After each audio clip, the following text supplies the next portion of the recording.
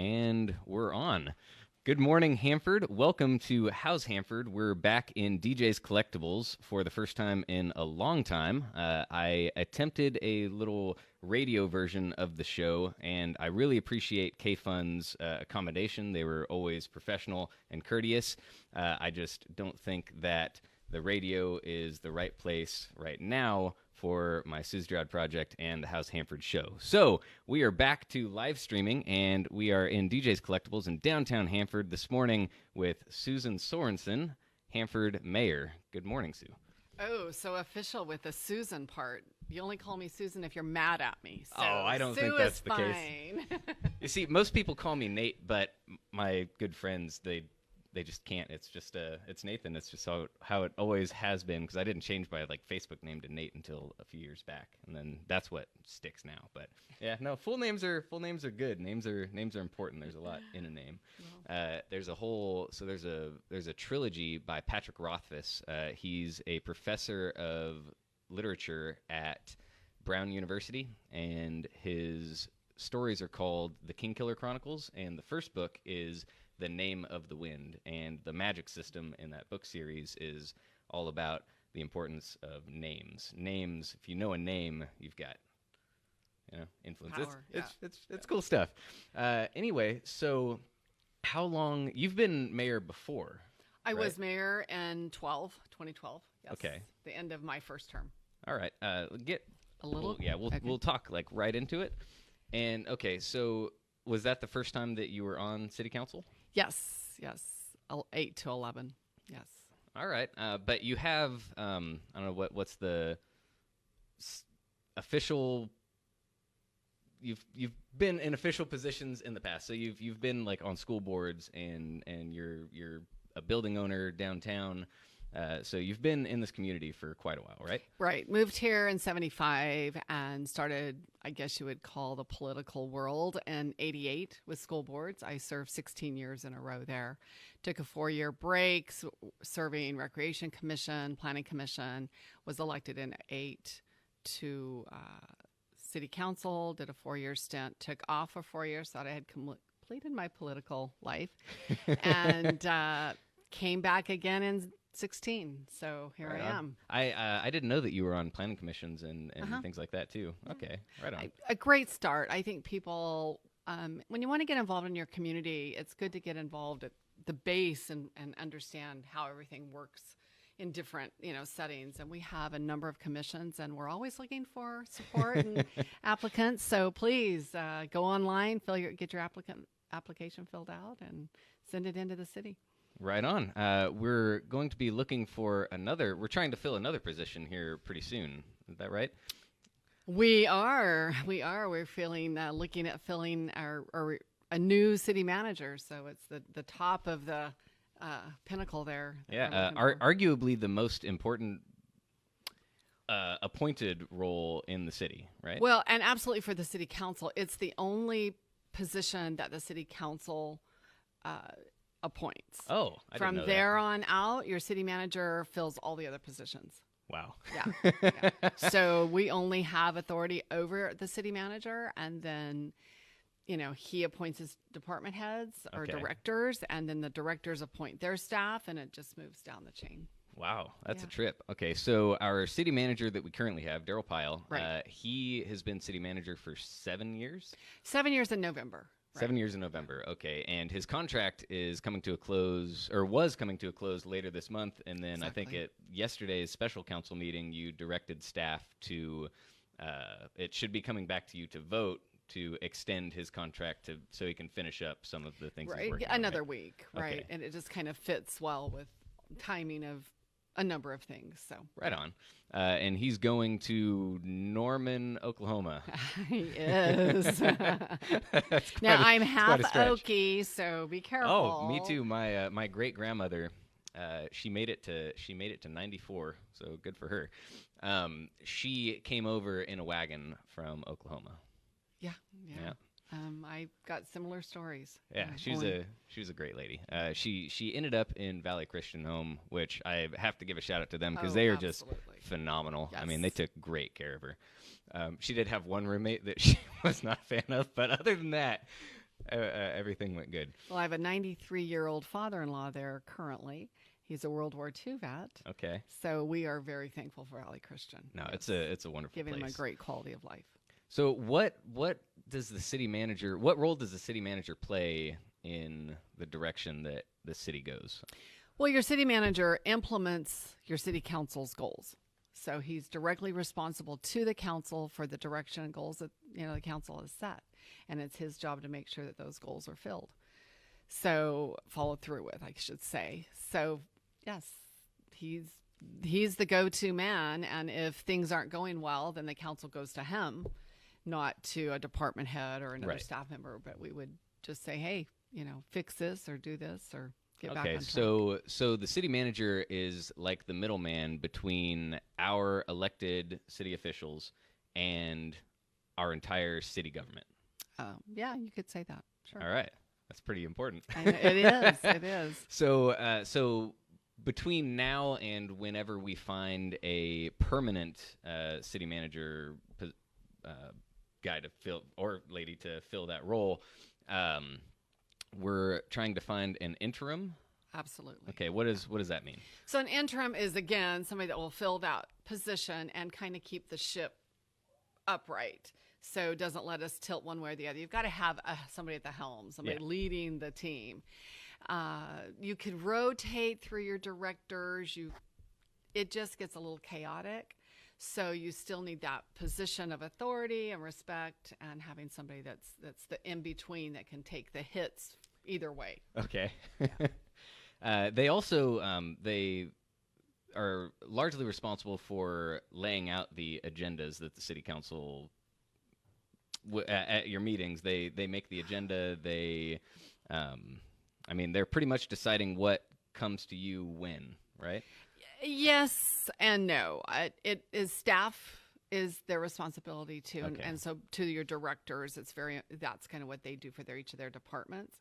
So they know what's coming and what needs to be done, and so they're submitting that to the city clerk and the city manager, and then they formulate the agenda.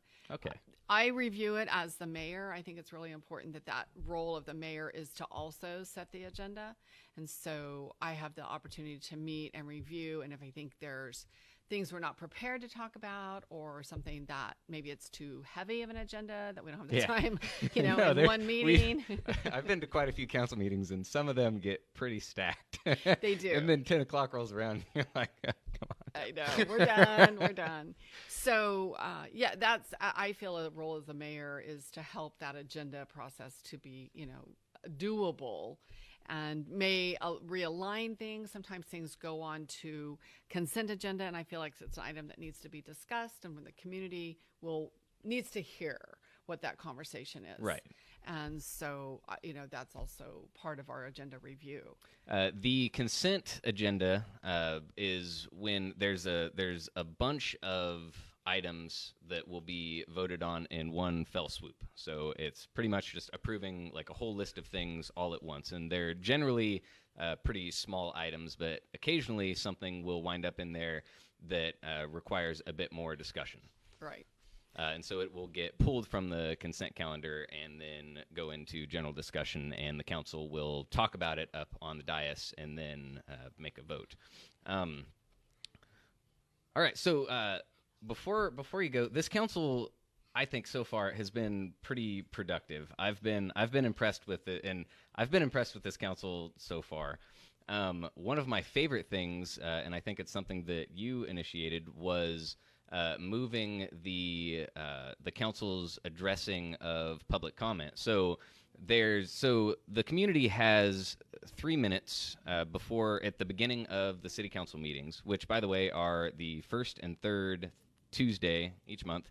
Generally, sometimes there's a special meeting on a Monday sort of Next thing. Monday is a change.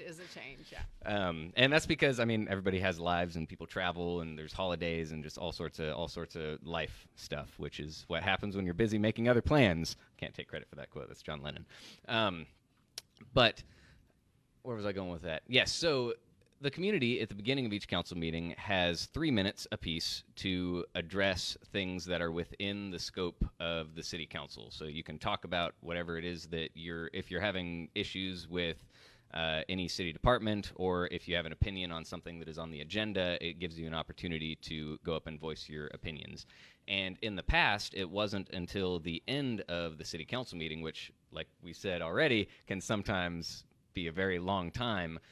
So it wasn't until the end of the meeting that the city council or the city attorney or the city manager would address comments made by the public. But Mayor Sorensen here, just like probably 2 months ago, maybe 3 months ago, moved that to directly following public comment, which I think is pretty cool, because a lot of people go, they have something that they're, maybe upset about or feeling passionate about, and then instead of having to sit there until 10:30 sometimes, they get their concerns addressed right away, which is pretty cool.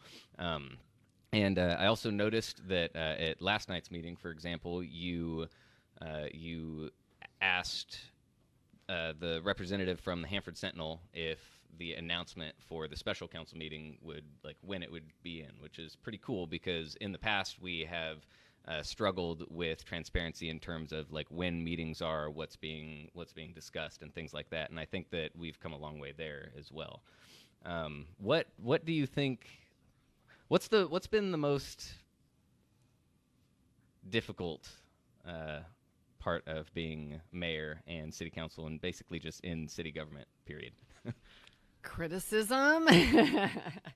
Sometimes I appreciate when people will call with a concern or reach out if they don't understand something, and allow a council member or a staff member to explain the background or the history.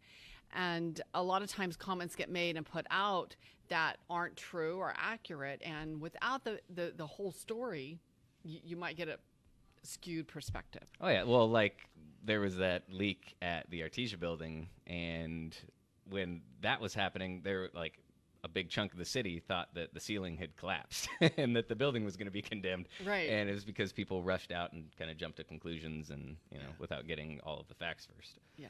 So I think that's the hardest part.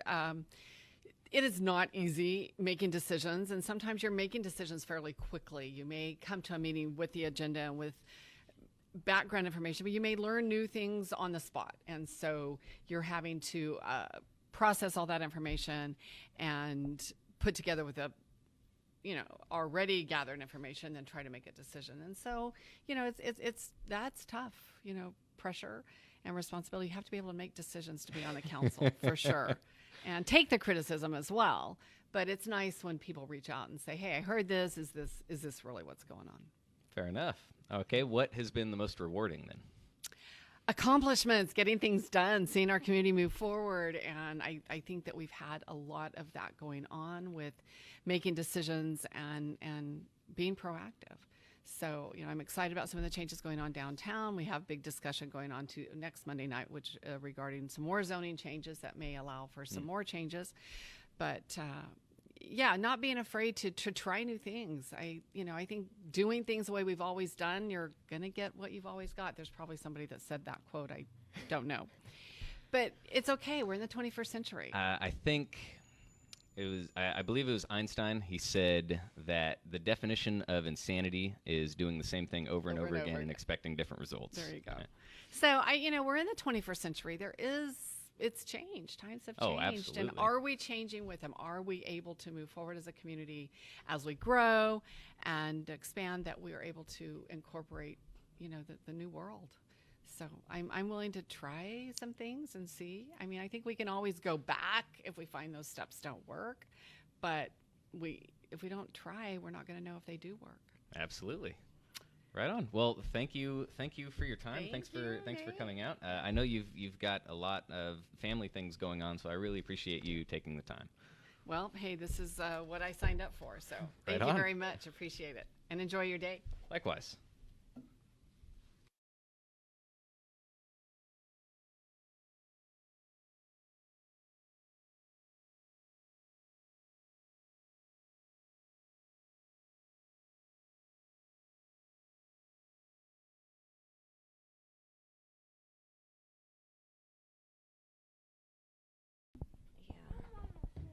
Okay, here we go. All right. So we are broadcasting from DJ's Collectibles, and I am here this morning with P.A.T.Y and Mateo from P.A.T.Y's Dance Studio, which you guys just moved to. Okay, so first off, you've been in Hanford. Your studio has been in Hanford for how long? We are about 8 seasons now, and been in business for 9 years, so since 2009. Wow. Yes. That's incredible. And your studio was over by, well, your studio has been in a couple places, right? I think you said that it started in the Artesia building? Yes, it started in the Artesian building in 2009, and then in 2011 we moved to the corner of 7th and White, and now we are finally blessed in our big, grand new location at 123 West 7th Street. Downtown. Okay. Which that building it's one of our historic buildings. Yes, in downtown, right? It definitely is a historical building. It had not been touched since 1950s, the upstairs right? portion. And so we are now the second owners to that building, and we're very blessed and excited to make it P.A.T.Y Studio dance home for all of our dance family. Right on. If you don't know where that building is, it's where what's it called? Panache, the beauty hair salon. Yes. So this guy is one of your dancers, right? Yes, my little man. He is my beautiful son, and he is one of our dancers at the studio. And Mateo, do you want to tell them what you dance? I dance for Jesus, and my 3 or 4 dance classes are hip-hop, salsa, Nice. and musical theater. And for one of my dances, I'm gonna be dancing, well, it's not kind of like dancing. It's technically a character for Moses. Okay. How old are you, little guy? 6. 6. All right. I don't think I've ever heard a 6-year-old use the word technically, and you used it correctly. So, good job, man. Right on. Give him a pound. There we go. All right. Yeah. What? I mean, you obviously like dancing, or else you wouldn't keep doing it, right? So what? Yeah. What do you like about it? What's your favorite thing? And do you have a favorite kind of dance? I'm gonna Hip-hop. guess hip hop. Yeah. It's the music, huh? It's got that bass that moves your chest. Yeah.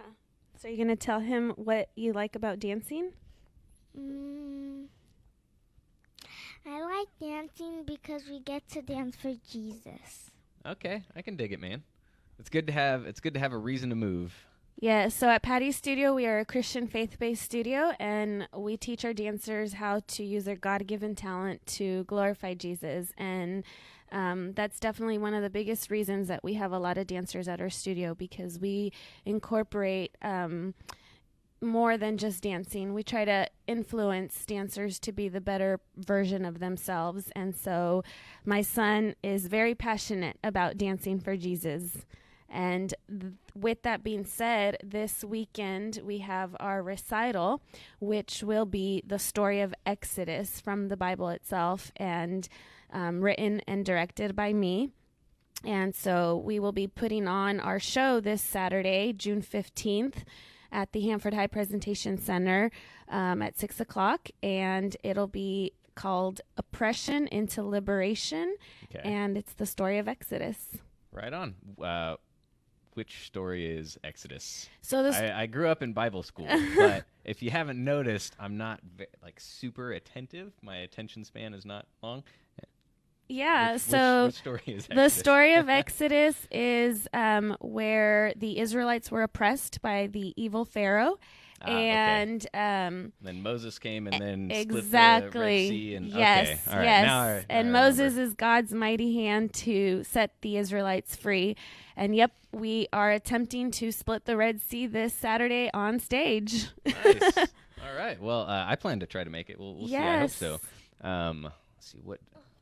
I do have something going on Saturday, but it starts at It starts at 6 o'clock. 6. However, I highly recommend to get there at 5:15 when doors open, because we have usually a sold-out show. Nice. So, God willing, we'll have another sell-out show. We hope to invite lots of communities, members to come out, and friends and family. But doors open at 5:15. So to get a good seat, being there a little bit early to get those tickets. Right on. Again, that is this Saturday, P.A.T.Y Studio, Oppression into Liberation. Yes. Right? At the Hanford High Presentation Center, which is right there at the corner of, what is that, Dowdy and Grangeville. Correct.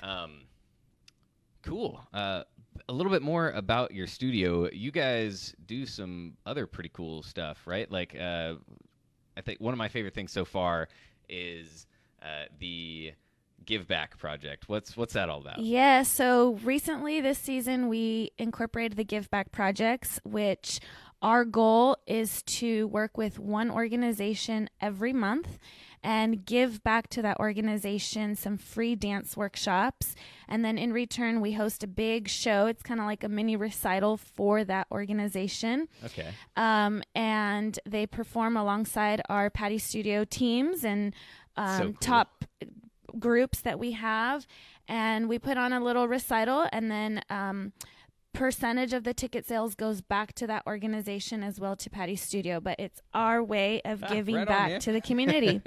Yeah, and That's Mateo cool. helps out a lot with those shows, huh, Papa? Do you? Yeah. Yeah. Do you like helping out? Mm-hmm. He says he's my little assistant. All right. So what sort of age brackets do you guys cater to? Like how young is how young can people bring their kids in to learn to dance? Our youngest is 2.5, starting with Whoa. our creative hands I and was feet dancing program. it too, I guess. I was moving around. Yeah. I was running. I would lift myself up like on the couch, and then I got pretty good at geometry because I would want to get into the kitchen, but I didn't have a straight shot to the kitchen, so I would run until I ran into something, and then I would lift myself up again and turn, and then run again to get in the kitchen. Mateo, you want to tell them what age you started dancing? Remember for the snowflake dance? Whenever I was in my mom's stomach. Oh. Yes, he definitely did dance when he was in my tummy, but how old are you for snowflake dance? 1 year old. Yeah. Wow, man, right on. At 1 year old, I started working with him. We did our first mommy and son piece, and so yes, that goes to show that we can work with little ones for sure. Right. And we start at 2.5, and we go all the way to adult.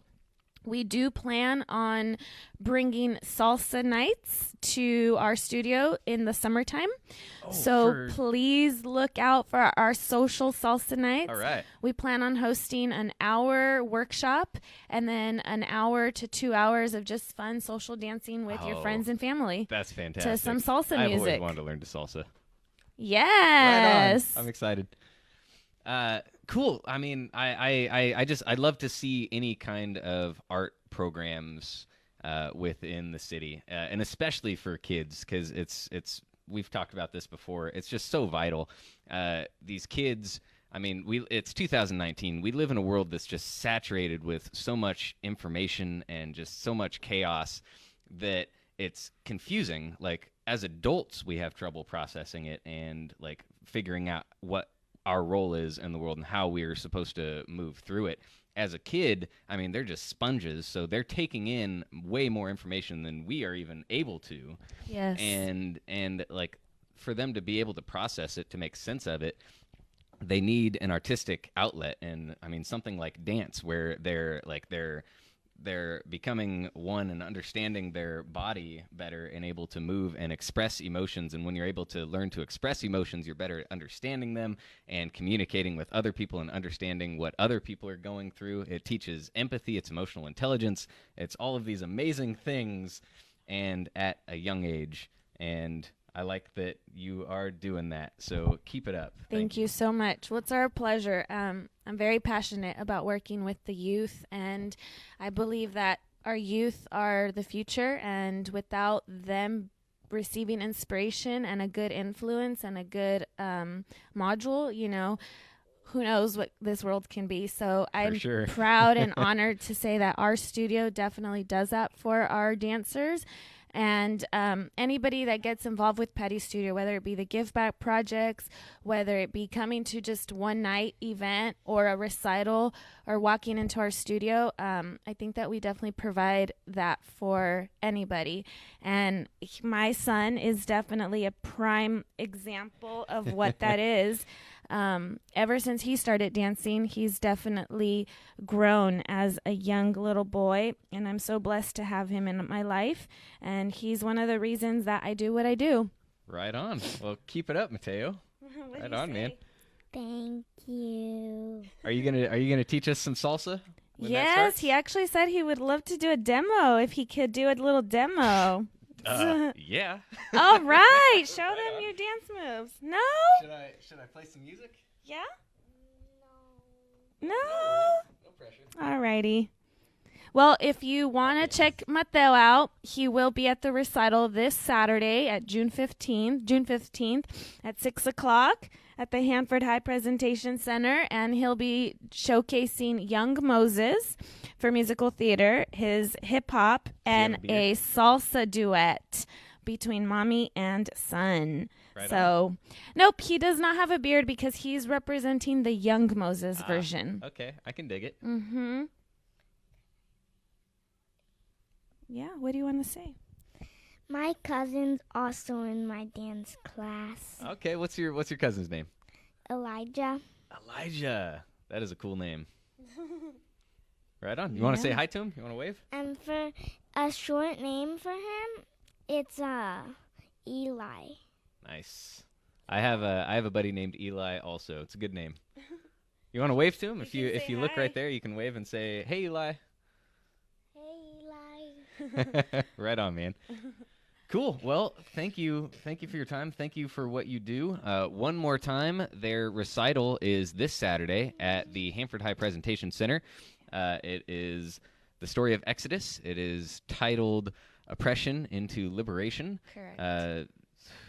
Doors open at 5:30, but 5:15. 5:15. Doors open at 5:15. So get there early because they often sell out. And tickets are $12, and we're really blessed with all the support we can get. Cool. Tickets are $12, and keep an eye out on like the Ssussdriad page, the Hanford Events calendar page, and hanfordevents.com for salsa nights. Yes. I am stoked for that. All right. Thanks so much, Nate, for having us. We're blessed to have this opportunity, and we hope to see lots of support at our recital this weekend. Cool. Thank you. No, thank you. I will be right back.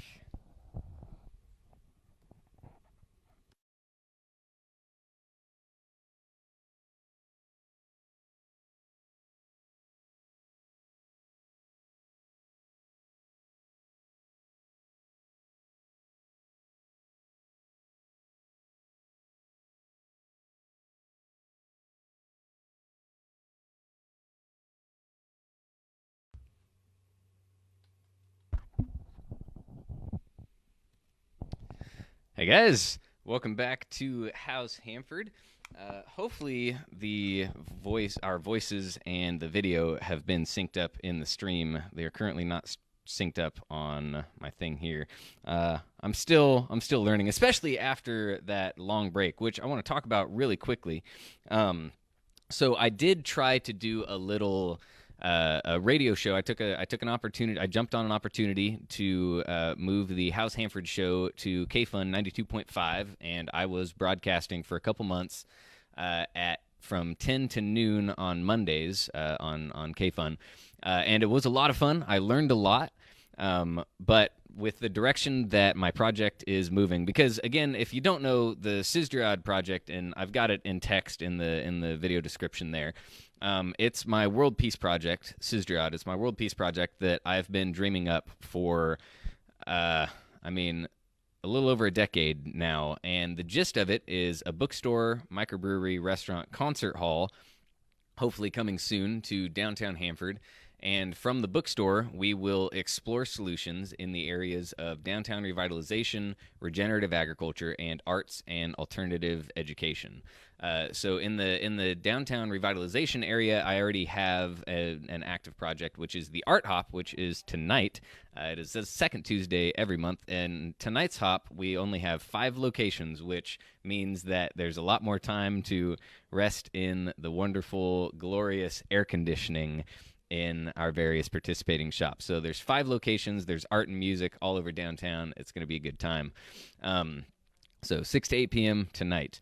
So that's the active project in the downtown revitalization area.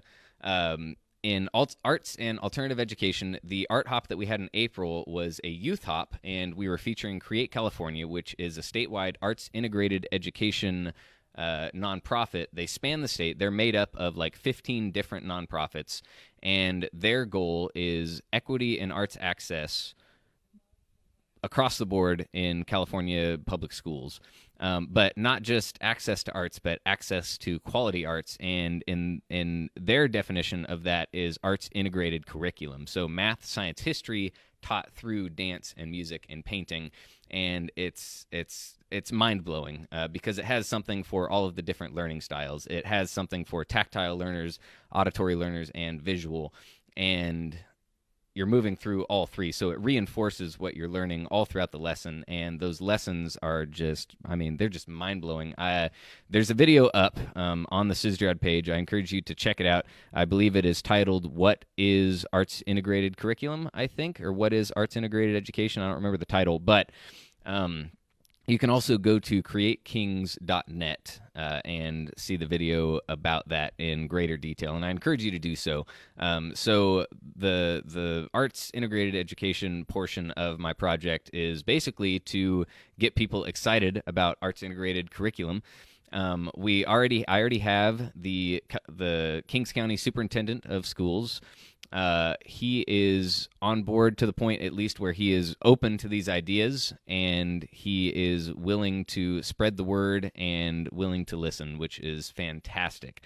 And when we met briefly to talk about these things prior to the Youth Art Hop in April, one of the first things that he brought up was, and his name is Todd Barlow, by the way, Superintendent Todd Barlow. One of the first things he brought up when we met was whole person education, which is what arts integrated curriculum is all about. Like we said about dance, these kids are learning to not only understand and express their own emotions, but understand and empathize with their classmates' emotions, which is just such a huge step in understanding the world around us and our place in it. One of the biggest issues that we have with the society that we live in today is that we're so closed off. We don't, not only do we not know how to process our own experiences and our own emotions, we don't know how to convey them, and frankly, we have a lot of trouble empathizing with the people around us.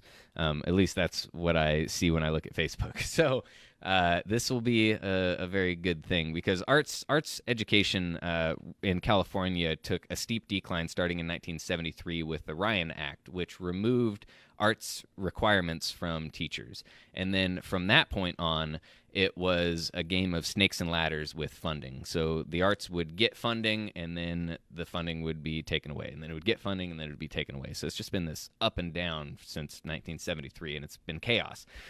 Fortunately, Create California was initiated in part by the California State Superintendent of Public Schools, Tom Torlakson, back in 2011, and their Blueprint for Creative Schools and their program has state approval. And so it is totally cool for school districts to adopt the Create California model and move towards arts integrated curriculum. And the results from this education style are just profound. I mean, it's incredible. And the thing that really stuck with me was that these kids, this 4th grade class that was, I mean, they started out reading an excerpt from a high school level text. They were picking out emotion words from that text, defining them and discussing them. What is fear? What is anger? What is embarrassment? And then paintings were projected on the wall. And as a group, they were asked to identify emotional characteristics. So the furrowed brow could be anger, embarrassment, or fear. And of course, this is subjective, but they were talking about what they could be. And then that was a review. So they broke out into their smaller groups of like 3 or 4. They acted out lines that they had already written to reflect the emotions that were in that text. They acted out their own lines, and then they acted them out in front of a green screen in front of the rest of the class with a kid on the camera, a kid on the lights, a kid yelling action. And then they went in as a group and they edited in the background to reflect the emotions that were in the text and that they were trying to convey in their lines that they'd written and acted out. And I mean, that is emotional intelligence in action. That was a 4th grade classroom, and these kids, I mean, I would love to hear a like child psychologist's perspective on like that sort of lesson, because there's just so many layers and so much going on there. It's incredible. But moving on, and then the other part of the project is regenerative agriculture. So we live here in the Central Valley, which is the agricultural capital of the world, right? The United States is the leading agricultural exporter on the planet, and the Central Valley, California, is the leading agricultural exporter within the United States, which makes the Central Valley, California, the ag capital of the world, which makes sense because we have the World Ag Expo right there in Tulare every year. The problem with our agricultural system, and see, our food systems worldwide have changed more in the last 75 years than they have in the last 10,000 with the invention of modern agriculture. So what we call conventional agriculture is not all that conventional, actually. Only in the last 75 years have we been using pesticides and heavy tillage and synthetic fertilizers and monocultures. Monocultures being one thing planted in a field, and like that's it. So acres and acres and acres of one plant, which does not facilitate ecosystems. You'd never see one plant out in nature, even in grasslands where you see nothing but like spans of grass for as far as the eye can see. There is so much variety out there, so much biodiversity. There's a ton of different varieties of grass growing right next to each other. And when there's biodiversity, it facilitates an ecosystem. So an ecosystem is a bunch of things living together, and it creates a food web. It's the web of life. The web of life which can resist, it's resilient to cataclysms like drought or hurricane or flooding or whatever. All of these threads in the web of life are able to stay strong, right? Some may break, but it stays strong. Now, when you have things like monocultures and you're using synthetic fertilizers and synthetic pesticides, you are not facilitating these ecosystems. In fact, you are making it more and more difficult for all of this web of life to survive. There's much fewer threads, and it just can't survive the sort of cataclysm. But anyway, so like, the rhizosphere is the environment immediately surrounding a plant's roots, right? And it is the most biodiverse bioregion on the planet. A double handful of healthy soil has more microbial life in it than there are people on the planet. Anyway, what I would like to see in the Central Valley and, of course, in the rest of the world is a move towards regenerative agriculture, agricultural practices that mimic the patterns of nature. We need to recognize that Mother Earth has been growing things successfully, has been sustaining life on this planet for, 4.6 billion years? And that's 4.5000 whatever billion years longer than we have. I mean, we've been here a blink of an eye, and we destroy everything around us.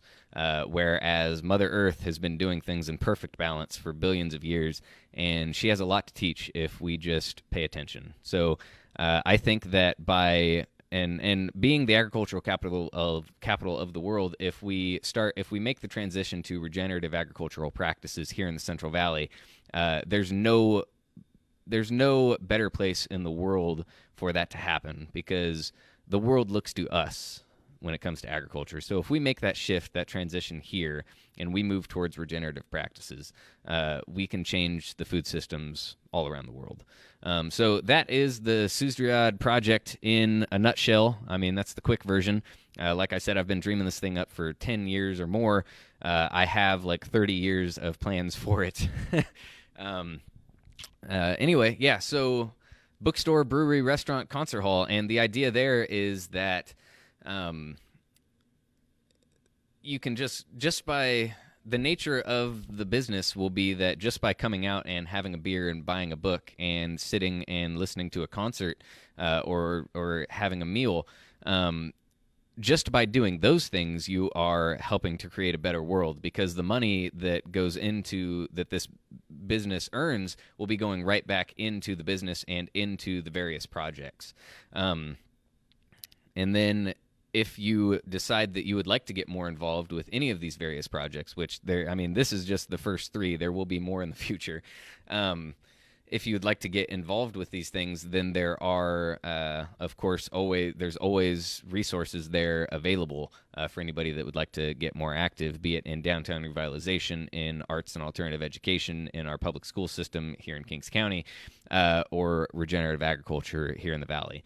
So I'm stoked about this project. I have to admit that I have been slacking for the past few months.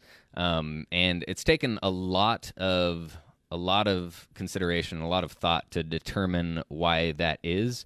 One of the biggest is I had a dream a long time ago that, and it was it was the same project, but it was it looked entirely different. It had a different name. Back then it was Paladins on Earth, because the Ssussdriad project is the culmination of like the past 10 years of like tried and failed save the world projects. And then this is like the best of those that just came together and turned into its own thing that I never could have imagined.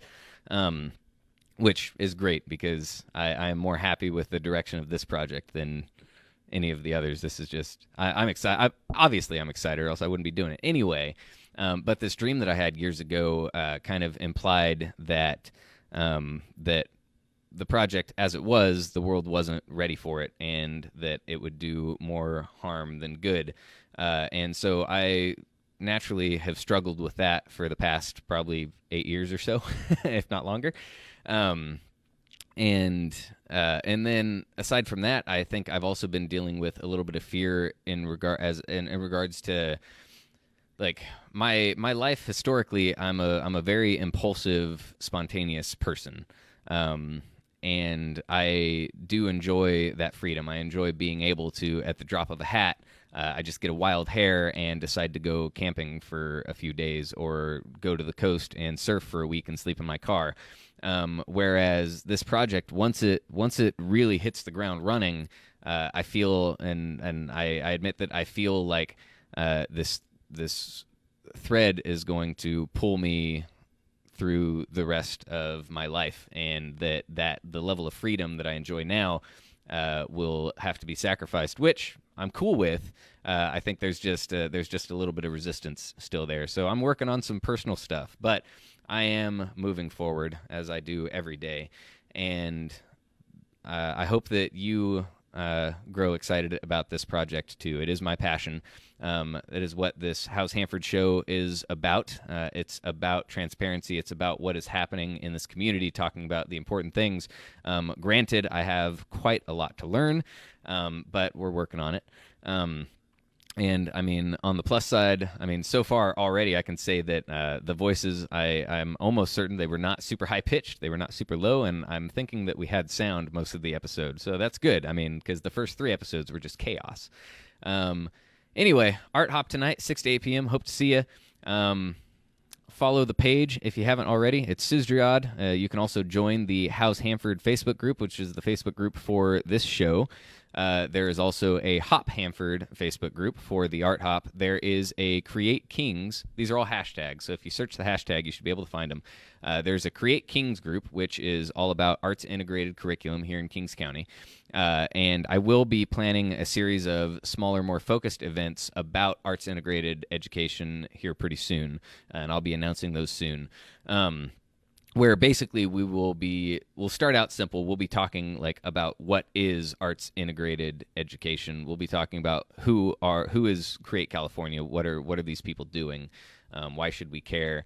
We'll have an event that is focused entirely on arts career pathways. So like one of I mentioned before that Create California is made up of like 15 different arts education nonprofits. One of those is the California State Parent Teachers Association, and they last year released a Parent's Guide to VAPA standards, which are visual and performing arts standards. Here's a fun fact for you, or not so fun fact.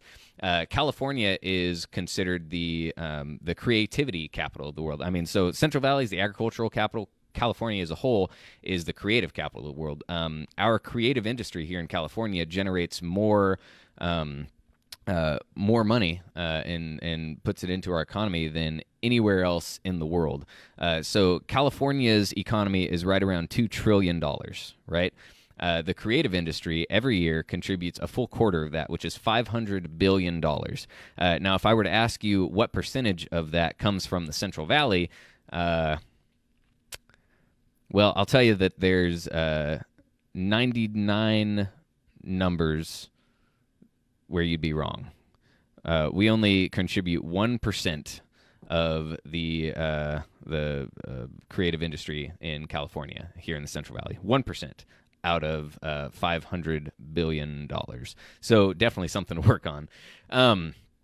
Yeah, where was I going with that? Yeah, so join the Create Kings Facebook group, and there is also a Kings County Soil Facebook group, which is about regenerative agriculture here in Kings County.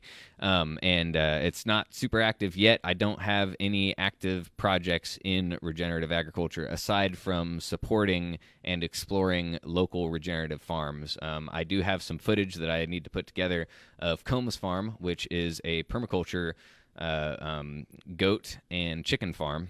And I need to get that video cut together, but it's a beautiful place. I was fortunate to visit and get shown around. There is a berry farm, a regenerative berry farm out on 12th and Excelsior, where I managed that farm last year. But and berries are in bloom right now, so get out there to Rancho Not So Grande. It's a wonderful place. And the boysenberries are still hot right now, and you got to get them because this heat is gonna knock those suckers out, and you want to get them while you can because they're so good. They're so good, so good. Anyway, Rancho Not So Grande, 12th and Excelsior. I strongly encourage you to get out there. It's like $7.50 a pound for you pick berries. Get out there early in the morning. They open up at 7 a.m. Tuesday through Saturday. You can go out and pick berries. There's no pesticides, and it's all a liquid organic compost fertilizer. So everything is safe to eat right off the vine. And yeah, and that's one of those places where you get out there and you see all of the different varieties of berries. I mean, there's 4 different varieties of blackberries. There's boysenberries, raspberries, 3 different varieties of blueberries. That, by the way, is the biodiversity that I was talking about. It's not all one thing. It's a bunch of different varieties of plants that facilitate ecosystems. When you've got variety, you have ecosystems and you have life in the soil. So you'll when you're out there, you'll see roly-polies. You'll see I don't know if you'll find a worm because it's pretty hot out, but you'll see crickets. You'll see lizards. You see life, and that's what we need to see when we walk through a field or farm. Anyway, so I'm going to cut out. Yeah, I think I'm going to go try to find a haircut because I mean, this mop. I got my first hair mask the other day. That was exciting. And I thought, I think we were both hopeful that it would kind of give some soul to this dry mop. No such luck. It was pretty soft for a while, though, so that was cool. Yeah, so peace out. Thanks for tuning in. I love you. You are... If you've forgotten, I know it's easy to forget, but this human existence that you share with, what's our population? Almost 7 billion others right now. This human experience that you are moving through is, you're quite lucky to be here. And I know that things can be difficult. Like we said before, it's 2019. We are completely saturated by chaos and information and news, and most of it isn't good. It feels like we're walking through tragedy sometime all around us. And you get health news from family. Somebody has, stage 4 cirrhosis of the liver. You find out that somebody's kidneys are failing. You find out that a good friend got in a car accident. It's difficult. It's hard. Life is not easy, and then we cope in different ways. We struggle, and sometimes it's hard to get up in the morning and move through your life. You lay there and you think that it would be easier just to sleep for another few hours, but get up, exercise, eat a little bit better, eat some organic, locally sourced stuff. We have some great now. With the new Main Street that we have, new and improved Main Street, our Thursday Marketplace features several locally sourced organic vegetable vendors. Get some of that stuff. If you did not know, the average morsel of food in our conventional agricultural food systems, the average morsel of food travels 1,800 miles before it reaches your plate. So find something local, organic, regenerative. Go pick it yourself if you can. It's a pretty cool experience. Anyway, I'm getting off topic. Life is tough, and there's no real getting around that. But if you can just remember sometimes, just take a moment and breathe. Just breathe in and hold it and breathe out, and just experience the sensations, experience the feeling of the breath entering and exiting. And just remember that whatever you're going through is a unique experience. And because we have the ability to think and to understand and to look in the mirror and recognize that that's me, we have the ability to reach out and touch and pick things up. We translate thoughts into action. That is pure magic. I mean, it is pure magic. It's special. And yeah, so when things are tough, just take a minute and remember that your existence is profound, and you wouldn't be here if you weren't supposed to be. So thank you. I love you. Have a great week. I will see you next Tuesday once again on the House Hanford Show right here from DJ's Collectible Shop in downtown Hanford. You have a great day, you wonderful, amazing human being.